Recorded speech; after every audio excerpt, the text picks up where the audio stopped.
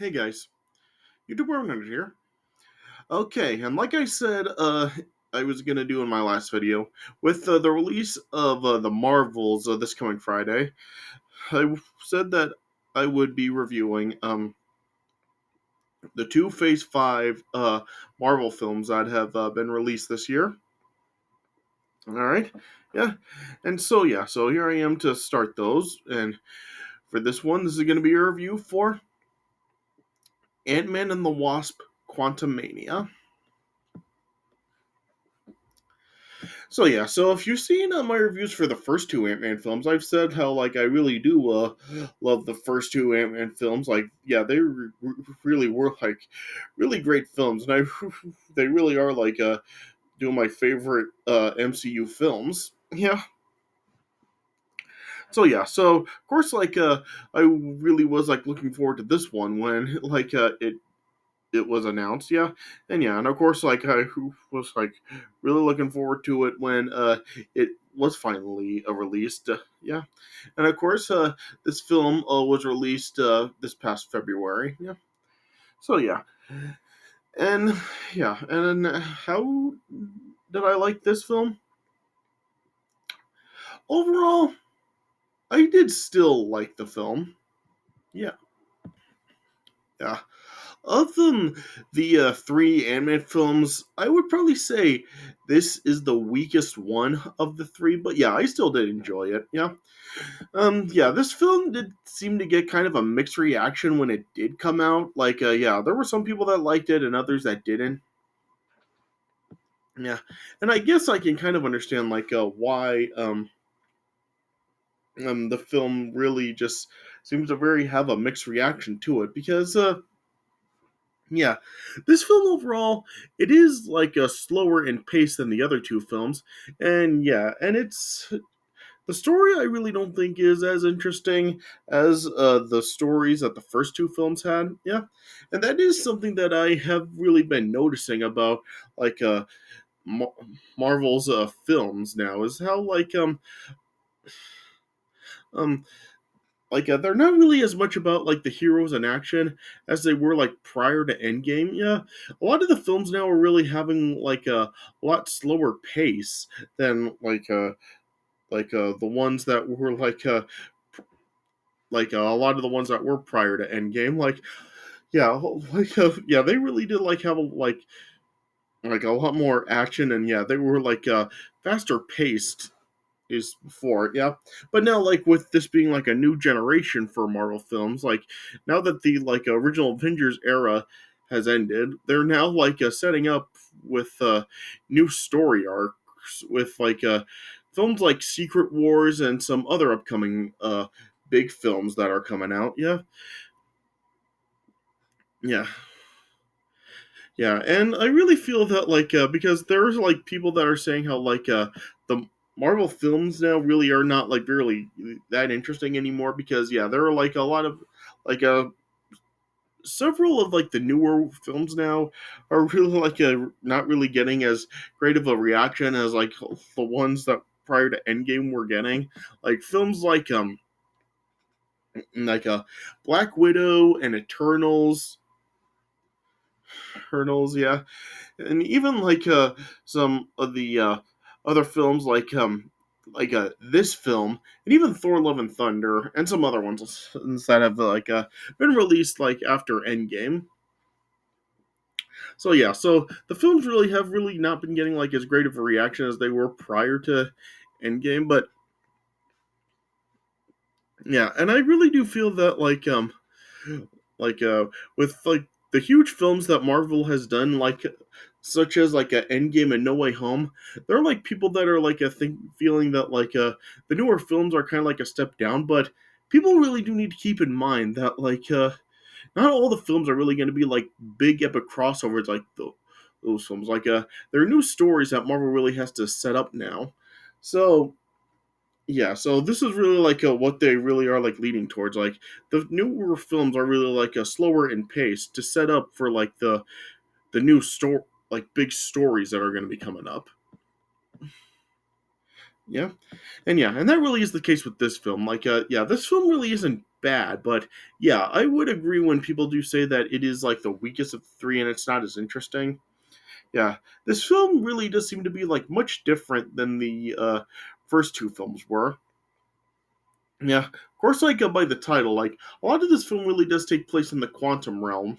Yeah, yeah, and this film is of course the introduction to Kang in the MCU. So yeah, so that really is this film's I really feel the purpose of the film really is to introduce Kang the Conqueror in this film. Yeah, and of course there's going to be some big stuff to come out of him later on in the MCU.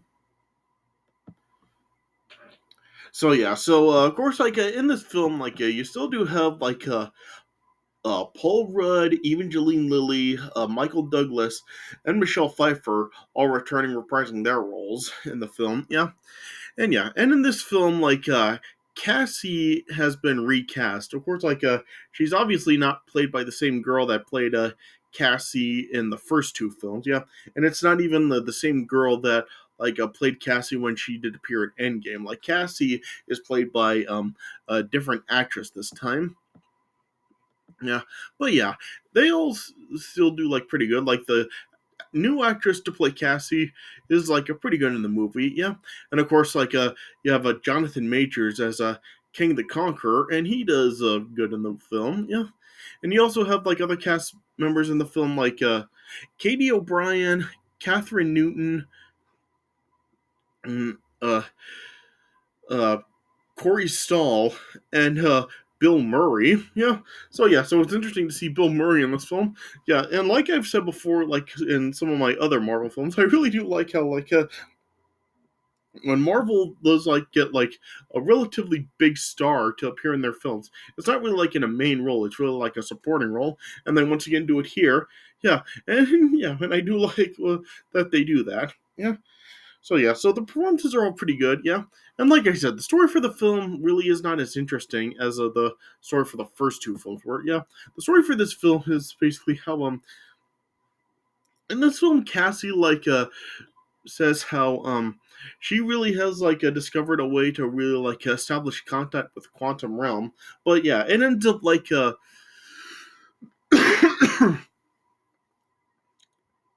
it ends up going wrong, and then Scott, Cassie, Hope, Hank, and Janet all end up being sucked into the quantum realm. Yeah, and yeah, and for a lot of this film, they really do spend it in the quantum realm, and they really are they come across the forces that are in the quantum realm, as they are also trying to find a way to get out of it and return home. Yeah, and the film does kind of give us a few surprises throughout it. Yeah, so yeah, so I don't really think that this film really is a bad, but yeah, it's really just not as interesting because yeah, in the film we do also there's not really as much action, and plus, yeah, as I just said, Scott and Cassie are really separated from Hope, Hank, and Janet for a good part of the film. So yeah, so we don't really see that much of them together. So we really don't get to see Ant-Man and the Wasp teaming up very much in the film. So yeah, so there's not really as much action in this film as there was in the first two films. So I do agree when people do say that this is the weakest film of the three, but yeah, it's not a bad film. I still do enjoy it, and yeah, people just really need to remember that it is slower in pace to really set up the future story arcs with Kang and so on. Yeah. So yeah, so it's not as great as the first two films, but yeah, it is still an enjoyable film, and I do still recommend watching it. Yeah. So yeah, so I would probably give this film I guess I would give it 3.25 stars out of 4. Yeah. Of course uh, I do have it rated lower than the first two films. It's not the masterpiece that the first two films were, but it is still a good film and a nice way to really start up the story arc with King to lead to more stuff with him in the future. All right. All right, so yeah, so I'm already like 10 minutes into this review, so I guess I'll just start talking about the premise of the film. Yeah. So as the film opens up, it does show how Scott is like now a very successful and popular memoirist. It shows how like he's written his own book, and everyone in San Francisco really just does adore him, basically. Yeah. And there's like this funny bit where he's like in this like a sandwich shop or a coffee shop or something, yeah. And the owner like ends up calling him Spider Man, which was pretty funny. Yeah. Yeah. And yeah. And then it shows how um uh Cassie has now sort of like Cassie has really sort of become rebellious, and she's landed in jail a few times, yeah. Yeah, and it just shows how she's really a political activist, and yeah, she really is now having sort of a strained relationship with Scott. Yeah. Yeah, and then as Scott, Hope, and Cassie were then visiting Hank and Janet. Then Cassie eventually ended up telling Scott how while Scott was away, she was really looking into the quantum realm. Like when Scott was trapped in there for 5 years. And yeah, and she's then been working on a device that can actually establish contact with the quantum realm. Yeah, but then yeah, then like uh Janet, in a panic because of her previous experience in the quantum realm, she then was just totally against and making contact with the quantum realm. So then she ended up forcefully shutting off Cassie's device. But then like once Cass the message Cassie like established to the realm was received, then a portal ended up opening, and then all five of them ended up being sucked into the quantum realm. Yeah. And like I said, yeah, Scott and Cassie landed in one part, while Hope, Hank, and Janet like uh, landed in another area in the quantum realm. Yeah. Yeah. And yeah. And then eventually Scott and Cassie ended up being found by some natives in the realm that are rebelling against the ruler, and Hank, Janet, and Hope were trying to find some answers answers for the quantum realm. Yeah. And yeah, and it just keeps cutting back and forth between both of them, but with Scott and Cassie, and then with Hope, Hank, and Janet. Yeah. Yeah. And yeah. And then yeah, then eventually Hope, Hank, and Janet then met Lord Kryler, who was played by Bill Murray. And yeah, and it showed how he was aligned with Janet when Janet was in the quantum realm before. Yeah. Yeah. And then he was just telling Janet that he's now working for Kang, who is now the new ruler of the quantum realm. Yeah. But then yeah, then Hank, Hope, and Janet then just ended up fleeing and stealing Kryler's ship. Yeah. Then yeah, and then as Scott and Cassie ended up being brought to the um uh, rebel leader for the natives, Gentora, or uh Gentora then told Scott and Cassie how Janet's involvement with Kang is indirectly responsible for Kang's rise to power. Yeah. And then yeah, then eventually the rebels then came under attack by Kang's forces that was led by Modoc. But then yeah, it was then later on revealed that Modoc was actually Darren Cross, who was Yellow Jacket in the first film. Yeah, and revealing that he survived the confrontation with Scott in the first film. Yeah, and he also ended up like receiving Cassie's message. Yeah,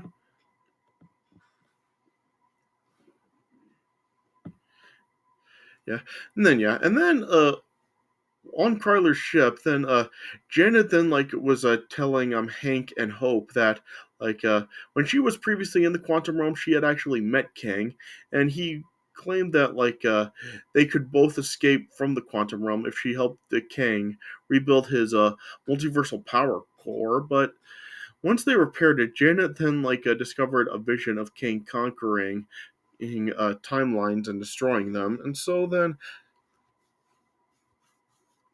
and then Kang then was like revealed that he was like exiled out of fear by his variants, which like drove Janet against him, and then Janet then like used the Pym particles to enlarge the power core beyond use, and eventually Kang then ended up like regaining his powers and then conquered the quantum realm. Then eventually Scott and Cassie were then brought to Kang, and then like um like Kang then like was just like telling Scott that he wants Scott to help him get the power core back and pretty much like force him into it after he like threatening to destroy Cassie. Yeah. And I guess I should also mention like during like the attack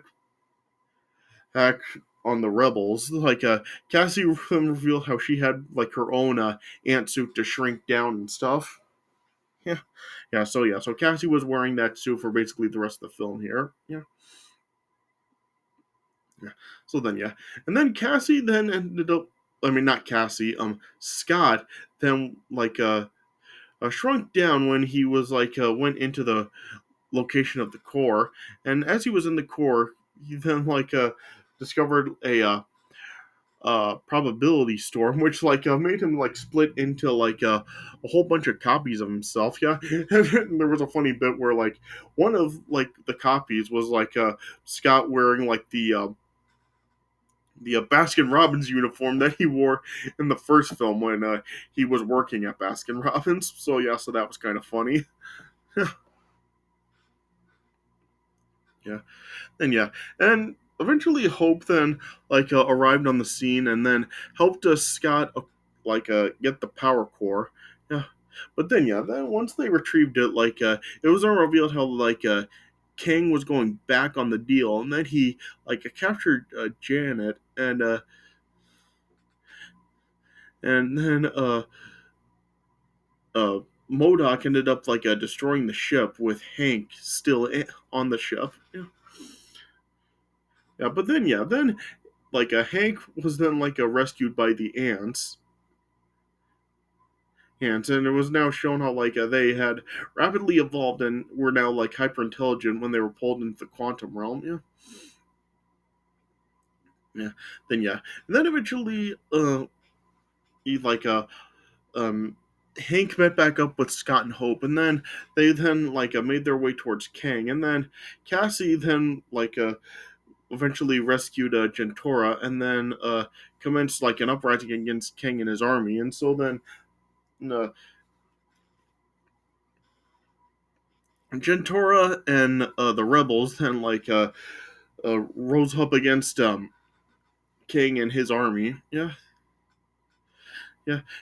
then during like the whole fight, eventually Cassie then was able to convince Darren to switch sides and fight King, which he did, and then like eventually like ended up costing Darren his life.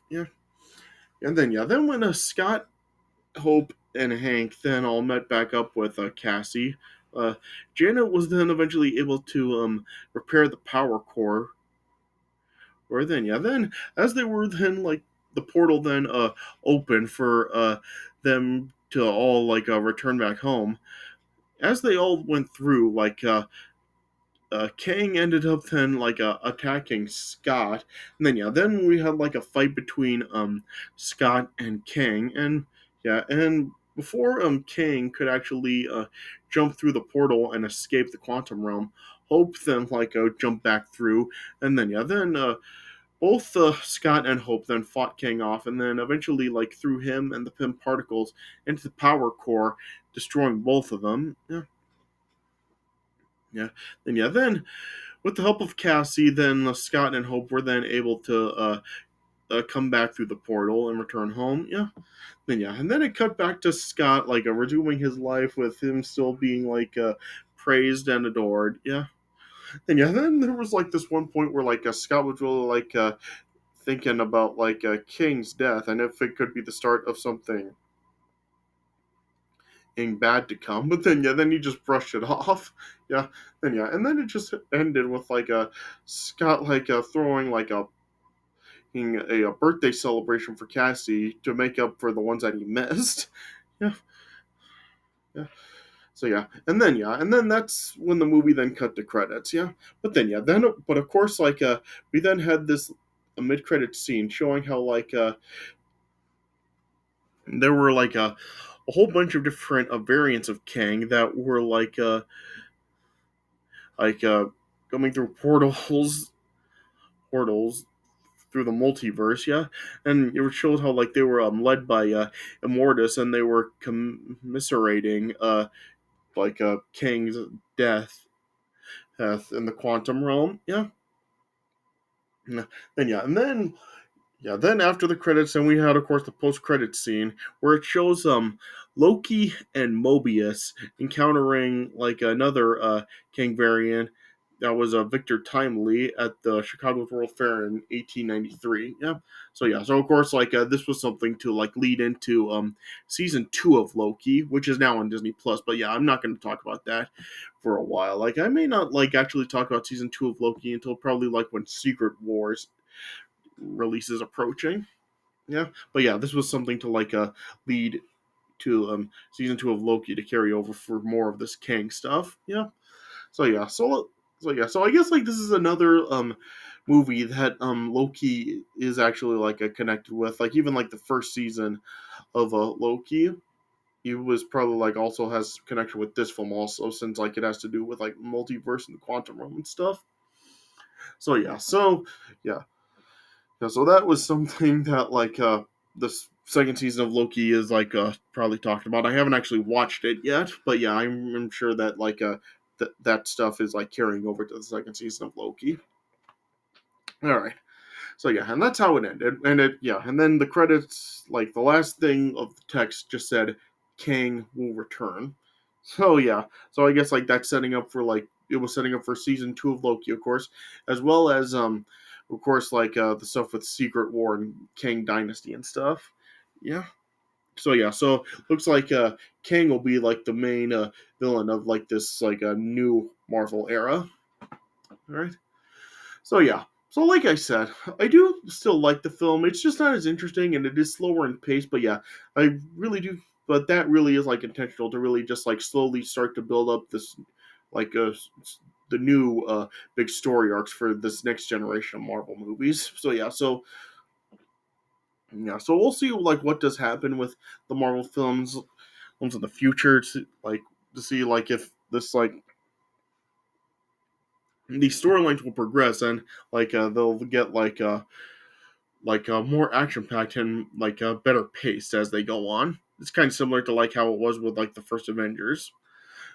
Here's how it was just slowly being built up, and even just for basically the 11 years with them building the whole thing up to Endgame where everybody's coming together. And that is something that they really are setting up for a new team up like that. Yeah. So this film doesn't really deserve hate because it really is just setting up a new storyline. So that is just something people do have to keep in mind when they're watching this film because it's not a bad film. It's still enjoyable, but it's just slower in pace to set that stuff up. Uh, so like I said, it is still worth a watch. Just you just have to keep that stuff in mind when watching it and not really just expect it to just be like so action packed like the first two films, because yeah, it is like a different film to set up different storylines.